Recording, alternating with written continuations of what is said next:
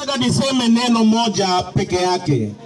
Katika kitabu cha Luka 1:37 Biblia inasema hakuna neno lisilowezekana kwa Mungu. Hata kukusanyika hapa ni Mungu aliwezesha hii mpango. Na hata mwenye ana mpango wa kununua sehemu Butororo, kwa Mungu mambo yote yanawezekana. Kila kitu ambacho unafanya dunia hii, ukiongeza Mungu utafanikiwa.